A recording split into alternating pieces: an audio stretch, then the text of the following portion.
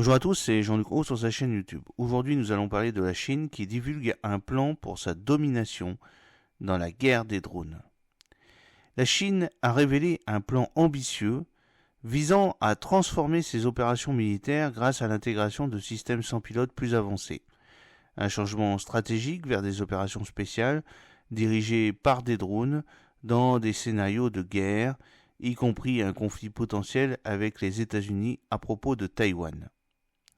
Le South China Morning Post, SCMP, a rapporté ce mois-ci que l'armée chinoise prévoyait de remplacer les humains par des machines dans les opérations spéciales à l'étranger afin d'atténuer les risques élevés de telles missions.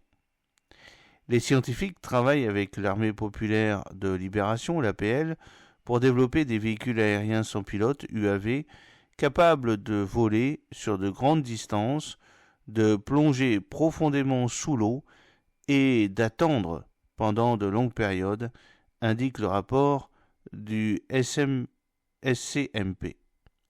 L'unité 78092 de l'APL a révélé des détails sur un hypothétique plan d'opération spéciale à l'étranger publié dans la revue Fire Control and Command Control, visant à aider les entreprises, ingénieurs et scientifiques chinois à mieux comprendre les besoins et les objectifs stratégiques de l'armée. Le plan de l'APL indique que l'opération hypothétique se déroulera en 2035 lorsqu'un conflit à petite échelle éclatera entre la Chine et un pays voisin anonyme, avec la condition que les deux parties conviennent de limiter leur équipement aux armes légères, notamment aux petits bateaux, aux drones et aux canons anti-aériens. Dans ce scénario de 2035, l'APL est chargée de frapper rapidement et silencieusement les principales installations ennemies, y compris des centres de commandement et d'approvisionnement critiques situés loin derrière les lignes ennemies.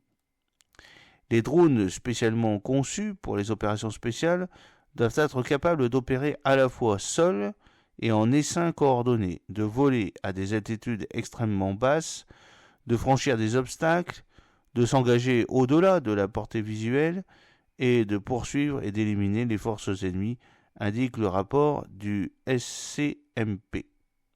Il note que les systèmes avancés de renseignement, de surveillance et de reconnaissance, ISR, doivent également leur permettre de survoler le champ de bataille après une attaque initiale, d'évaluer les dégâts et de déterminer si d'autres mesures sont nécessaires. L'équipe de l'APL s'est inspirée des tactiques militaires américaines selon le rapport. La Chine a été relativement opaque sur la façon dont elle envisage d'utiliser des drones dans un conflit régional potentiel. C'est pourquoi l'article du journal Fire Control and Command Control offre un rare aperçu de ses ambitions et intentions en matière de guerre des drones. Dans un article d'octobre 2023 pour le China Aerospace Studies Institute, Emily Stewart note que le président Xi Jinping, l'appareil de défense chinois et l'APL ont très peu déclaré publiquement sur la technologie, la stratégie, la recherche et le développement des essaims de drones de la Chine et sur la manière dont ils pourraient potentiellement les utiliser. Les systèmes en conflit. Stewart souligne que la plupart des articles chinois décrivent de manière générale les essaims de drones, mais ne mentionne aucune caractéristique chinoise unique qui distinguerait la recherche de celle des autres chercheurs sur les drones. Stewart note que dans ces articles, les essaims de drones sont définis de manière similaire à la définition de l'US Air Force, tout en soulignant le besoin général de connectivité et d'autonomie des réseaux. Stewart souligne également que la plupart de ces articles contiennent des commentaires sur les capacités d'essaims de drones américains et des rapports grandiloquents sur les capacités de la Chine qui, selon elle, manquent de substance, ce qui signifie que les rapports de la Chine sur ses capacités de drones doivent être pris avec des pincettes. Néanmoins, le développement des drones en Chine pourrait suivre deux tendances. Le premier, lancé par les États-Unis, se concentre sur le développement de drones haut de gamme à longue portée pour la reconnaissance stratégique et les frappes de précision loin des territoires amis. Les drones américains développés selon cette philosophie comprennent le MQ-9 Reaper et le RQ-4 Global Hawk, deux systèmes relativement coûteux qui ne sont pas considérés comme consommables, sauf dans certaines circonstances. Conformément à cette tendance, la Chine utilise des drones conçus selon cette philosophie en mer de Chine orientale.